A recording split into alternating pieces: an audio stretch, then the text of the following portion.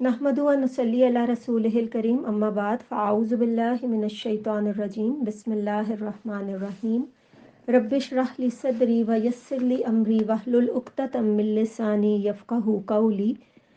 अस्सलामु अलैकुम व रहमतुल्लाहि व बरकातुहू। अज़ीज़ साथियों, मेरे आज के दर्स का उन्वान है दावा बज़रिया ख़िदमत।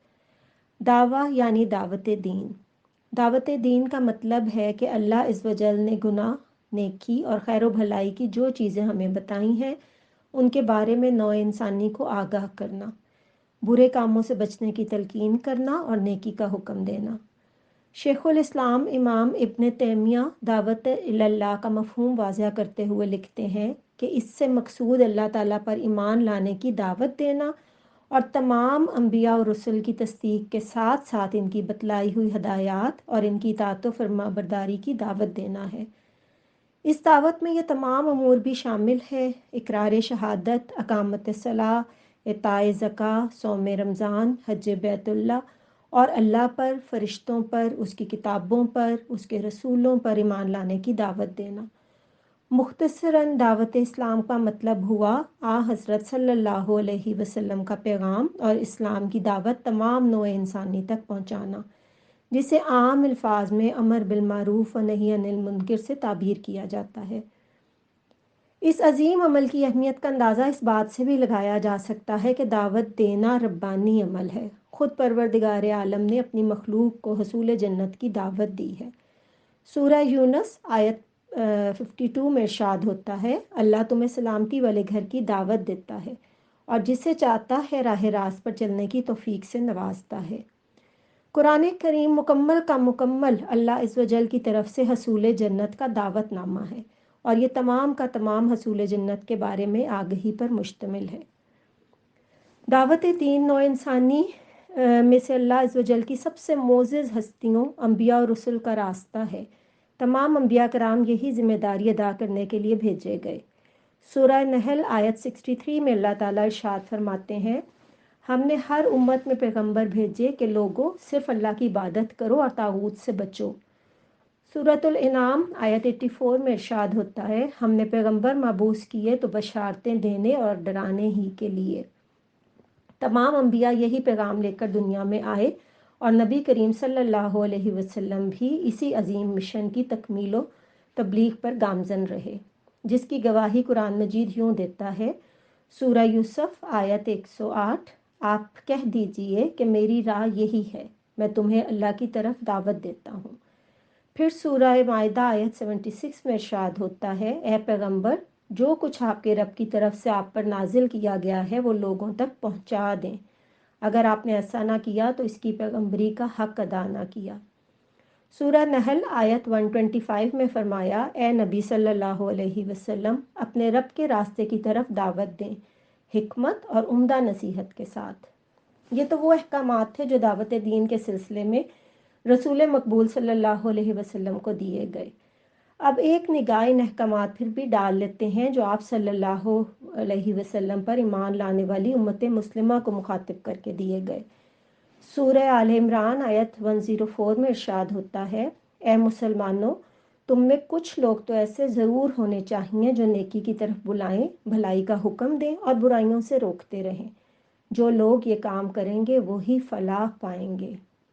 इसी सूरत में आगे आयत 110 में इरशाद होता है, ए मुसलमानों, तुम वो बेहतरीन ग्रोह हो जिसे इंसानों की हदायत और इस्लाह के लिए मैदान में लाया गया है। तुम नेकी का हुक्म देते हो और बुराई से रोकते हो और अल्लाह पर ईमान रखते हो।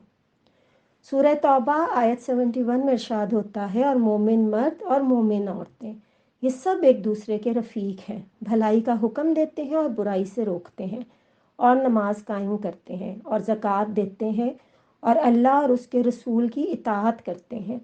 ये वो लोग हैं जिन पर अल्लाह की रहमत नाजिल हो कर रहेगी। यकीनन अल्लाह सब पर गालिब और हकीम व दाना है। हकीकत यह है कि दावत दीन इस्लाम के लिए सरचश्मा क़ुव्वत की हैसियत रखती है, जिससे वो ताकत हासिल करता है। इसी से दीन की बका है, इसी से उम्मत मुस्लिमा का करार है और इसी से अज़मत रफ्ता का हसूल मुमकिन हो सकता है। दावत दीन के ज़रिए یہی لوگوں کو اخلاق حسنہ کا پیکر بنایا جا سکتا ہے، اسی کے ذریعے سے فتنہ و فساد کا کلا کما کیا جا سکتا ہے، اور اسی کی بدولت دنیا کو امن و سکون کا گہوارہ بنایا جا سکتا ہے۔ انفرادی و اجتماعی معاملات کی درستگی اسی دعوت پر منحصر ہے۔ اب اگر یہ دعوت خدمت خلق کے ذریعے دی جائے تو اس کے اثرات کتنے مؤثر ہو سکتے ہیں، اس کا اندازہ دین میں خدمت خلق کے تصور کو سمجھنے سے ہی کیا جا سکتا ہے۔ خدمت خلق کا تصور بہت وسیع اور جامع ہے۔ یہ لفظ ایک وسیع مفہوم رکھتا ہے۔ خلق مخلوق کے معنی میں ہے، اور اس کا اطلاق روئے زمین پر رہنے والے ہر جاندار پر ہوتا ہے، اور ان سب کی حتی الامکان خدمت کرنا، ان کا خیال رکھنا ہمارا مذہبی و اخلاقی فریضہ ہے۔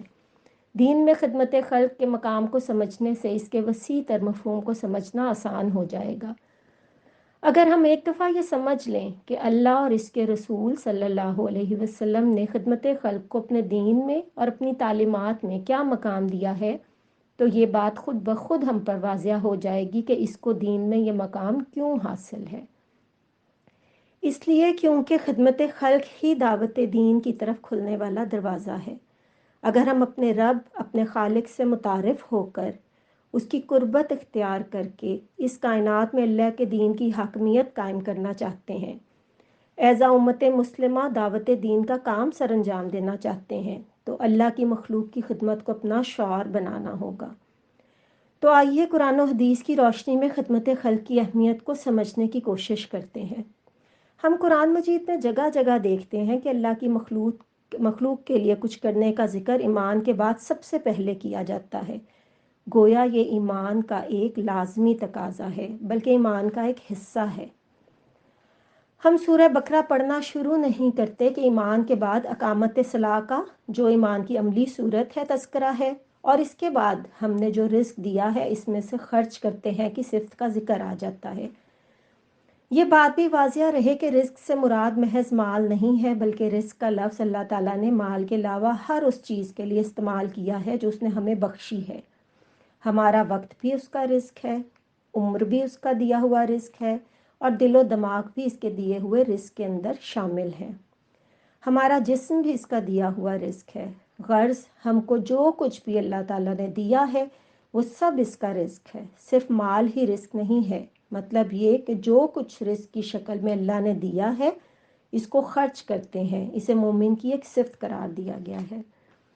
اسی طرح سورۃ المدثر میں ہے کہ جو لوگ جہنم میں ڈالے جائیں گے ان سے اصحاب الیمین جو جنت میں ہوں گے پوچھیں گے تمہیں کیا چیز دوزخ میں لے گئی ہے؟ وہ کہیں گے ہم نماز پڑھنے والوں میں سے نہ تھے اور مسکین کو کھانا نہیں کھلاتے تھے۔ یہاں بھی پہلے تو نماز کا ذکر آیا ہے جو کہ ایمان کا عملی ثبوت ہے، اور اس کے فوری بعد یہ کہ ہم مسکین کو کھانا نہیں کھلاتے تھے۔ یہ بھی بہت صاف صاف بتا رہا ہے کہ اللہ کی نظر میں مخلوق کی خدمت کا کیا مقام ہے۔ تعلیمات نبی صلی اللہ علیہ وسلم کی روشنی میں خدمت خلق کو سمجھنے کی کوشش کرتے ہیں۔ نبی کریم صلی اللہ علیہ وسلم کی پوری دعوت میں شروع سے آخر تک برابر اس بات کا ذکر ہے۔ ایک صحابی عمرو بن ابسہ رضی اللہ تعالیٰ عنہ روایت کرتے ہیں کہ میرا شروع سے بتوں پر ایمان نہ تھا، میرا خیال تھا کہ یہ غلط کام ہے۔ پھر میں نے سنا کہ ایک آدمی مکے میں ایک اور چیز کی دعوت دے رہا ہے، میں نے سواری کا قجادہ کسا، اس پر بیٹھا اور مکہ پہنچ گیا۔ یہ ایسا زمانہ تھا کہ حضور صلی اللہ علیہ وسلم کا پتہ چلنا ہی مشکل تھا۔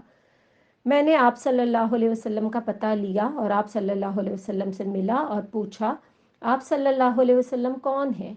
آپ نے کہا میں نبی ہوں۔ میں نے پوچھا نبی کیا ہوتا ہے؟ آپ صلی اللہ علیہ وسلم نے کہا مجھے اللہ نے بھیجا ہے۔ میں نے پوچھا اللہ نے آپ کو کس چیز کے ساتھ بھیجا ہے؟ اس پر حضور صلی اللہ علیہ وسلم نے فرمایا صلۃ الارحام، یعنی قرابت داری کے رشتے قائم کرنے کے لیے، اور بتوں سے بچنے کے لیے، اور ایک اللہ کی بندگی کرنے کے لیے۔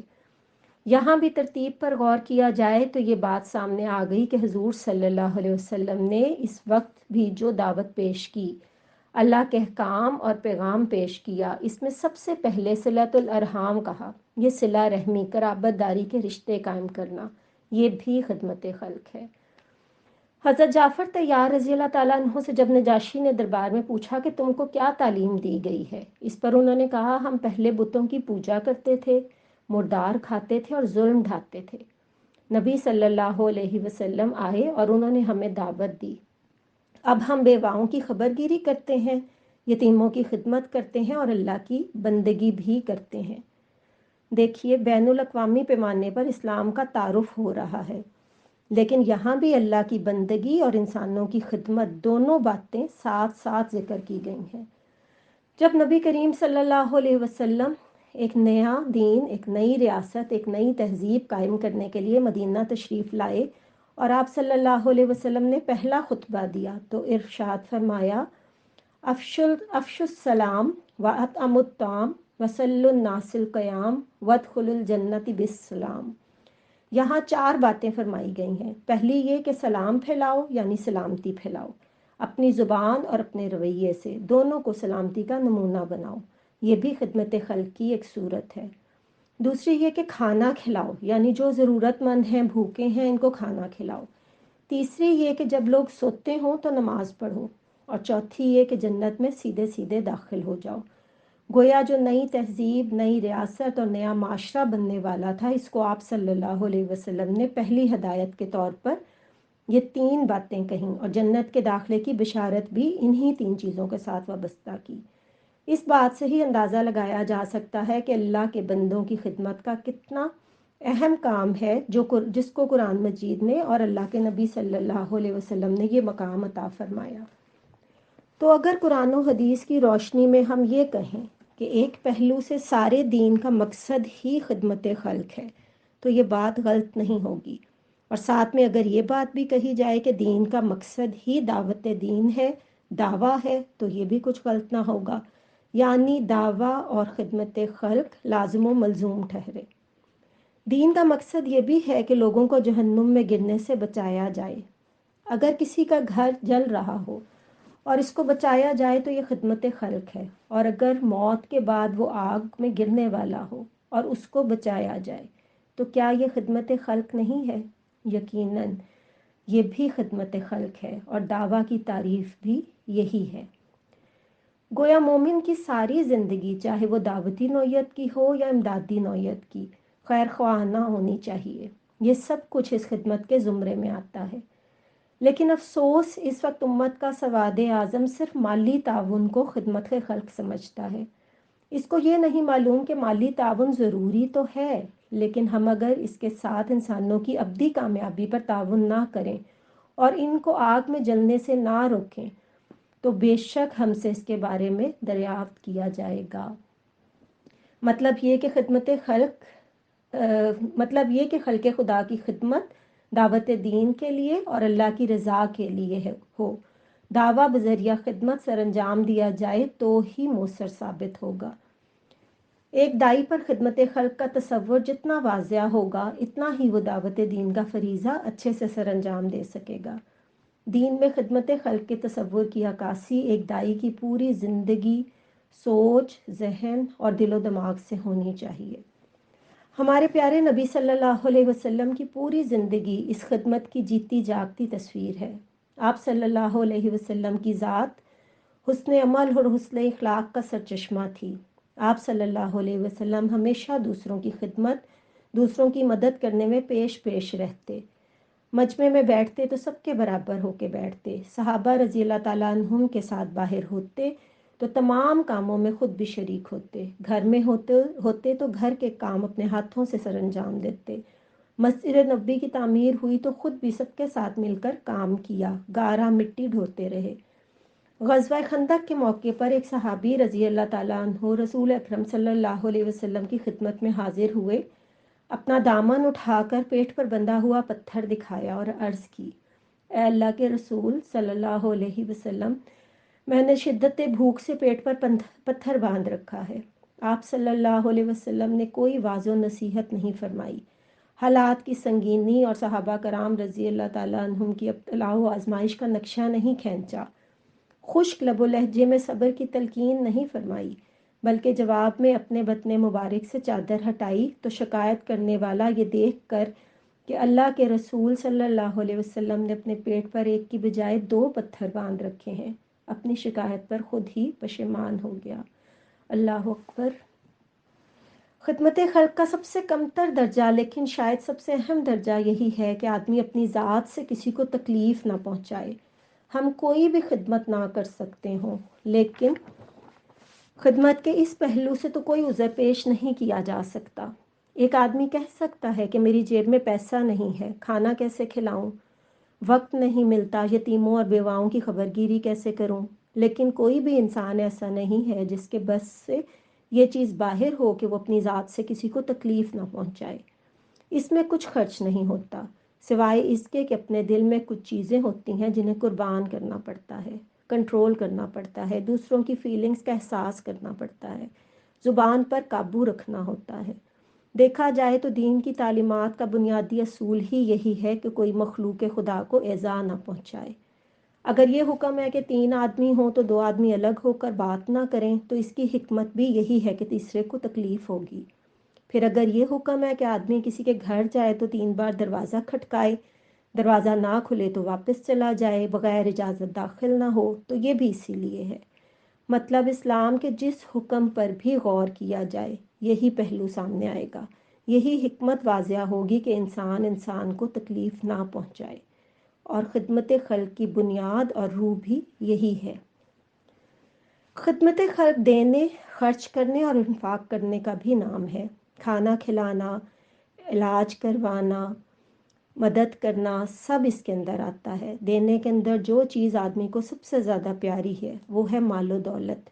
ویسے تو وقت بھی ہے اور بھی بہت سی چیز انسان کو پیاری ہوتی ہیں، لیکن عزت و آبرو کے بعد سب سے پیاری چیز پیسہ ہی ہوتا ہے۔ اس لیے جہاں بھی خدمت خلق کا ذکر آیا ہے وہاں پر دوسروں پر خرچ کرنے کی ترغیب دی گئی ہے۔ مقصد یہ ہے کہ جو مال اللہ نے ہمیں دیا ہے، جس سے ہمیں بڑی محبت ہے، اسے اللہ کی راہ میں دوسروں پر خرچ کرنا ہے۔ لہٰذا کنجوسی سے مال کو بچانے کی بجائے کھلے دل اور کھلے ہاتھ سے اللہ کی راہ میں دینا، یہ بھی خدمت خلق ہے۔ مال دینے کے لیے مال کا ہونا ضروری ہے، لیکن بہت زیادہ ہونا ضروری نہیں۔ اپنا مال قربان کرنا، اللہ کی راہ میں دینا، مال کی محبت دل سے نکالنا، اس کے بغیر خدمت خلق نہیں ہو سکتی۔ مال کی محبت دل میں ہو تو آدمی کی ترجیحات بدل جاتی ہیں، وہ خود غرض ہو جاتا ہے، صرف اپنی بھلائی کا سوچتا ہے۔ ایسا انسان ایک دائی کیسے ہو سکتا ہے؟ دعویٰ کا کام کیسے سر انجام دے سکتا ہے؟ دعویٰ کے لیے خدمت خلق کی ایک صورت یہ بھی ہے کہ اللہ نے انسان کو جو وقت، جسم و جان، صلاحیتیں، توانائیاں عطا کی ہیں، انہیں راہ خدا میں لگائے۔ اس کی بے شمار صورتیں ہیں جو نبی کریم صلی اللہ علیہ وسلم نے تعلیم فرمائیں۔ آپ صلی اللہ علیہ وسلم نے فرمایا اگر بھائی کے ڈول میں پانی ڈال دو یہ بھی خدمت خلق ہے۔ اگر کسی کو سواری پر ہاتھ پکڑ کر بٹھا دو تو یہ بھی خدمت خلق ہے۔ اگر اندھے کو راستہ نہیں ملتا، تم نے اسے راستہ بتا دیا تو یہ بھی خدمت خلق کا کام ہے۔ کسی کے لیے کچھ کما کر اس کی مدد کر دی تو یہ بھی خدمت خلق ہے۔ کسی کو سودا سلف لا دینا بھی خدمت ہے۔ محلے کے اندر کوئی عورت بوڑھی یا بیوہ ہے، جاتے جاتے اس کی طبیعت پوچھ لی تو یہ بھی خدمت ہے۔ اور اسی طرح کی بے شمار صورتیں ہیں جن سے آدمی اپنے جسم و جان سے دوسروں کی خدمت کر سکتا ہے۔ اس کے علاوہ آدمی ایسی بات کہے کہ جو دوسرے کے دل کو خوش کر دے، اس کو نفع پہنچائے۔ ایک حدیث میں یہ بات بھی کہی گئی ہے کہ اگر کھجور کا ایک ٹکڑا بھی راہ خدا میں دینے کے لیے نہ ہو تو اچھی بات کے ذریعے اس آگ سے بچو۔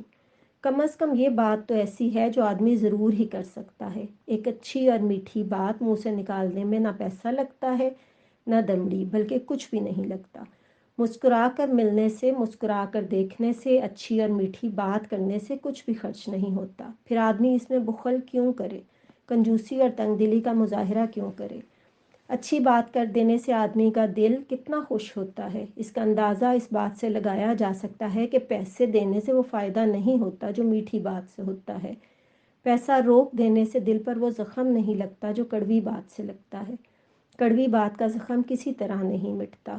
تلوار یا بندوق کا زخم دواؤں سے مٹ جاتا ہے، مندمل ہو جاتا ہے، لیکن کڑوی بات کا زخم جب دل پر لگتا ہے تو کوئی مرہم اس پر کام نہیں کرتا۔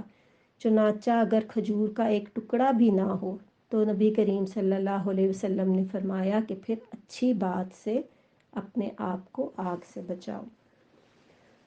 اس کے علاوہ اجتماعی سطح پر منظم ہو کر خدمت خلق کے کام کیے جا سکتے ہیں، جیسے ایسی تنظیمیں بنانا جن کے تحت لوگوں کے مسائل حل کیے جائیں، یتیموں کو کھانا کھلایا جائے، جن مقروض افراد کی گردنیں قرض کے بوجھ تلے دبی ہوئی ہیں ان کے سر سے قرض کا بوجھ اتارا جائے، جو لوگ دوسروں کے ظلم کی چکی میں پس رہے ہوں ان کو ظلم سے نجات دلوائی جائے، انصاف دلوایا جائے، بے روزگاروں کی مالی مدد کی جائے، روزگار فراہم کرنے کی کوشش کی جائے۔ نیکی اور خدمت خلق کے اس طرح کے بہت سے کام ہیں، اگر ان کی اہمیت، فضیلت اور ان کے لیے اللہ نے جو اجر رکھا ہے وہ لوگوں کو بتا کر ان سے مدد مانگی جائے، انہیں بھی ساتھ شامل کیا جائے تو اجتماعی سطح پر بہت اچھے طریقے سے خدمت خلق کا کام سر انجام دیا جا سکتا ہے۔ شاعر نے کیا خوب کہا ہے وہی لوگ جہاں میں اچھے آتے ہیں جو کام دوسروں کے۔ لوگوں کو بھلائی کے کاموں کی طرف بلانا، نیکی کرنے کی ترغیب دینا بھی خدمت خلق اور دعوت دین کا ایک اہم پہلو ہے۔ اس حوالے سے یہ بات بھی بہت اہم ہے کہ یہ ساری خدمت صرف اور صرف اللہ کی رضا حاصل کرنے کے لیے کی جائے۔ اگر یہ خدمت اس لیے کی جائے کہ لوگ ہماری شکر گزار ہوں، ہمارے ممنون ہوں، ہمارا ساتھ دیں تو ممکن ہے کہ یہ سارے فوائد حاصل ہو جائیں، لیکن اجر ضائع ہو گیا اور ایسی خدمت دعویٰ کے لیے ہرگز مؤثر ثابت نہ ہوگی۔ اخلاص نیت سے کی گئی خدمت ہی دعوت دین کے لیے سیڑھی کا کام کرتی ہے۔ ہم سمجھیں کہ ہم جو بھی کام کر رہے ہیں یہ بندوں کی خدمت نہیں ہے بلکہ اللہ کی خدمت ہے، اللہ کے دین کے فروغ کے لیے ہے، دعوت دین کے لیے ہے، یہ اللہ کی بندگی ہے، یہ اللہ کا حق ہے، بندوں کا حق نہیں ہے۔ ایک حدیث میں ارشاد ہوتا ہے اللہ تعالیٰ قیامت کے روز بندے سے پوچھیں گے میں بھوکا تھا تو نے مجھے کھانا نہیں کھلایا، میں پیاسا تھا تو نے مجھے پانی نہیں پلایا۔ مختلف احادیث میں مختلف الفاظ ہیں، ایک جگہ آتا ہے کہ میں بے لباس تھا تو نے مجھے کپڑا نہیں پہنایا، میں بیمار تھا تو نے میری عیادت نہیں کی، اور ہر بات پر بندہ حیران ہو جائے گا کہ اے رب العالمین تو کیسے بھوکا ہو سکتا ہے، تو کیسے پیاسا ہو سکتا ہے، تو کیسے بے لباس ہو سکتا ہے، تو کیسے بیمار ہو سکتا ہے۔ اس پر اللہ کہے گا نہیں، میرا فلاں بندہ بھوکا تھا، میرا فلاں بندہ پیاسا تھا، میرے فلاں بندے کے پاس کپڑے نہیں تھے، میرا فلاں بندہ بیمار تھا، اگر تو اس کو کھلاتا پلاتا اس کی عادت کرتا تو آج اس کو یہاں پاتا۔ دراصل اللہ کی بندگی کا اصل راستہ یہی ہے، یہی وہ راستہ ہے جس پر چلتے ہوئے ہم دعویٰ کا کام خوش اسلوبی سے سر انجام دے سکتے ہیں، یہی وہ چابی ہے جس سے دلوں کے قفل کھولے جا سکتے ہیں، یہی وہ روشنی ہے جس کے ذریعے انسانوں کے دلوں کو اسلام سے منور کیا جا سکتا ہے۔ خدمت خلق کا کام اس قدر اہمیت کا حامل ہے کہ جب ہم اس کام کے ذریعے عالم انسانیت کے لیے اللہ کے نبی صلی اللہ علیہ وسلم کی طرح رحمت بن جائیں گے تو اس وقت ہمارے وہ خواب بھی پورے ہوں گے جو ہم دنیا میں دین کے غلبے اور اس کی اقامت کے لیے دیکھتے ہیں انشاءاللہ۔ تو آئیے آج یہ عہد کرتے ہیں کہ ہم دین کے سچے داعی بننے کے لیے اس خدمت کو سر انجام دیں گے، پھر چاہے ہمارے گھر ہوں یا ہماری سوسائٹی، انفرادی یا اجتماعی، جس بھی پہلو میں یہ خدمت سر انجام دے سکوں تو ضرور دوں گی۔ درد دل کے واسطے پیدا کیا انسان کو، ورنہ اطاعت کے لیے کچھ کم نہ تھیں کروبیاں۔ وآخر دعواہم ان الحمد للہ رب العالمین۔